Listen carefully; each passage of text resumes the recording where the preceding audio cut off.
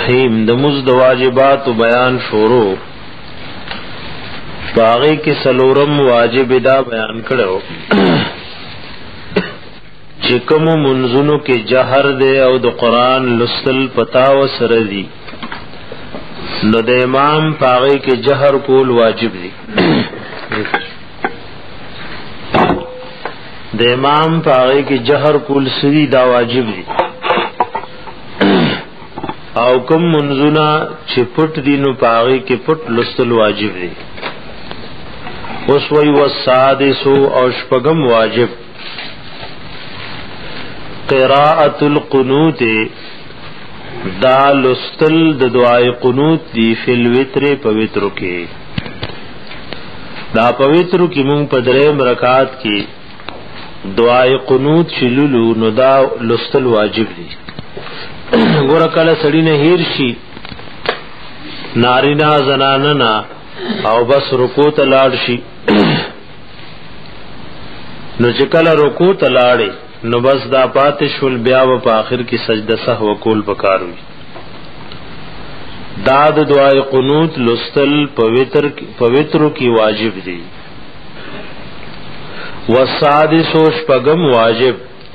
قراءة القنوت لستل د دعای قنوت تی قنوت وی تابعداري تا یعنی هغه دعا سره د شپې په آخر کې ولولي چاغه نفس دیو دکیږي دي ته وی القنوت یعنی د تابعداري دعا دی کې الله سره وادیو کی چې الله خالص تا عبادت وکوم الله ستانا فرمانی بنکوم الله چې څوک ستانا فرمانی کوي زما وداغي سره تعلق ني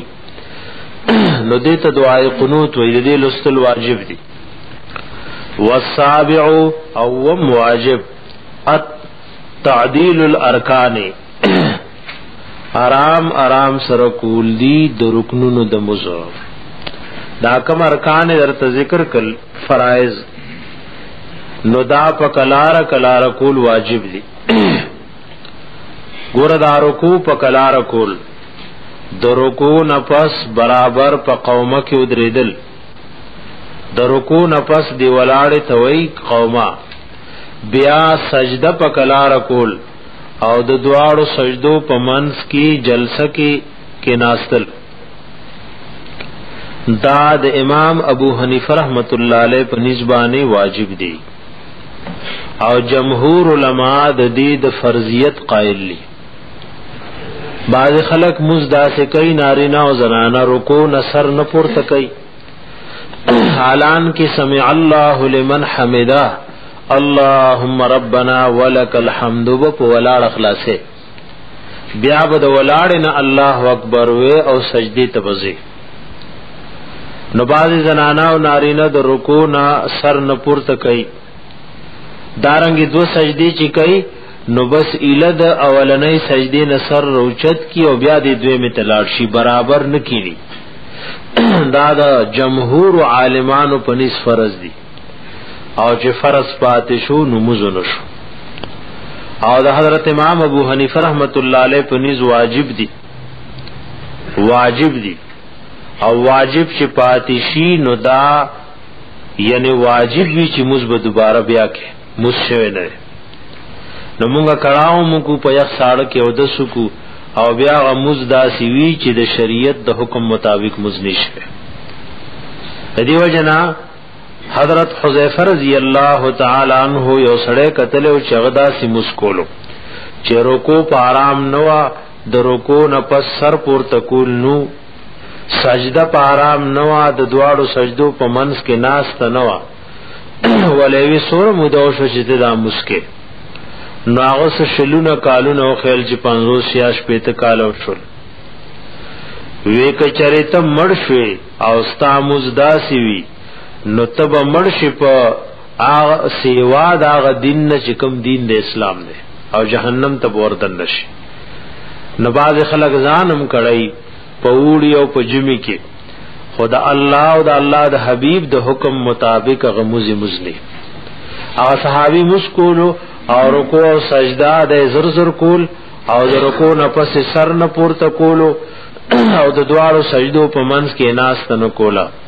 نو چې موږ یو کو نبی علیہ السلام ورته قتل راغ سلام واچولو نبی علیہ السلام ورته پتا دے سلامی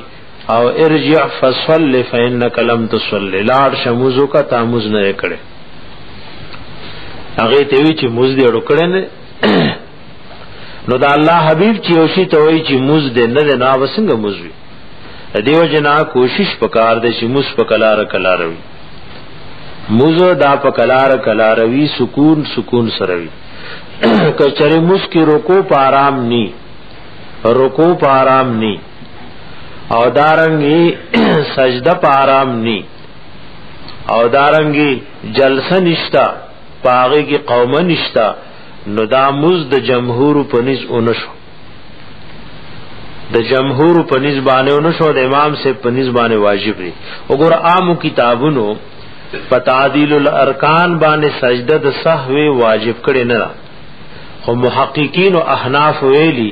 کہ یو سړی رکوع په آرام ونکا قومه په آرام ونکا د دواړو سجدو په منځ کې ناست ونکا او سجده په آرام ونکا نو واجب ترک شوی دی و سجده سهو کوي وړو کتابونو په تعدیل الارکان باندې د سجدي د سهو ذکر نه کړي او مفتابه قول د محققین او احناف داده چې کچا په آرام سره مزونو کو نو ترک د واجب وي کړي نو دے با آخر کی سکئی سجدہ دا سہوی بکئی او کوي نکا نو مزی دوبارہ پدوان کول واجب دی دانم بنے واجب چی پاتشی نو مزوشی سرد کراحت تحریمینا نو اعادہ پی لازم ہوئی سجدہ دا سہوی پدریو سیزنو رازی دین علاوہ پبل ہی شیوان سجدہ دا سہوی نرازی یو داد چې فرض کم پموس کی تیر شل د ارکانو په شکل کې نو دغه ارکانو فرایضو کی چې یو شی پریخو نموز نشو او کدغه د خپل زین رستو کو نو سجده د سهو په اخر کې کوي دې توي تاخير د فرضو ارکان او فرایض چې د خپل زین رستو شي نو په دې سجده د سهو راضی او لاکم وو واجبات چې مواوردل د دې واجبو په پر خودو چې د سره ډو نه کی یا دغه واجبات چې د خپل زین رسل شي دې سجده د سهو راضی په دې درو سيزونو باندې یعنی پرستقولو د فرایض د خپل زینا چې ارکان ورته وي دارنګي په پر خودو د واجبو او دریم پرستقول د واجبات د خپل زینا من ترک شیئا چا چې پری خو یو شی من هذه السبعه دغیونا المذکوره چې دا ذکر شول ان کان ساهیا کچری دې په هیر پریخي وي خطا شوی دې په هیر پریخي نو یلزم سجدۃ السهو لازمی کی پدوان سجدہ د سهو دا واجبات کچا په هیر پرخل نو لازمی کی سجدہ د سهو او سجدہ د سهو سلوي چې سړی دو طرف له سلام وګرځي او دو سجدیو کی عبده و رسوله پورې سبق وای او باز فقهاو لیکلي تر اخره پورې ختم کی نو بیا سلام دواړه طرف له وګرځي او دو سجدیو کی نو بیا را پورته شي او د تشهود نه سبق شروع کی دا تحیات لله نا او تر اخره پوری وای والسلام وګرځي دې ته وای سجده د سهو ومن ترک عامدا نو چا چې پری خل دا قصدن دا واجبات دې قصدن پری خل نو لا یجب علیه نو واجبیږي علیه پاغوانی شیون سشه ولکن صلاته لیکن مزدد مع النقصان سرد نقصان نوشو یعنی واجب پریخی نو دا مز پدوانی دوبارہ کول واجب دی